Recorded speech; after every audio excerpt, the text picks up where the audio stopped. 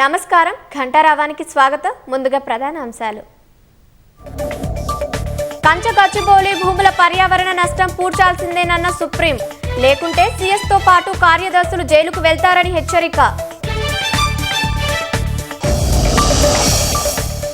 యాదగిరిగుట్టలో పర్యటించనున్న miss world పోటీదారులు.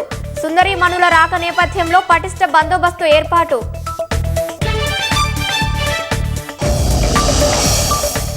దేశవ్యాప్తంగా తిరంగా rally నిర్వహించిన బీజేపీ నేతలు. ఆపరేషన్ సింధూర్లో త్రివిధ దళాల పోరాట పటిమ కీర్తిస్తూ నినాదాలు. భద్రతా దళాల ఎన్కౌంటర్లో 3 ఉగ్రవాదులు హతం. జమ్మూ కాశ్మీర్లో కొనసాగుతున్న ముష్కర వేట.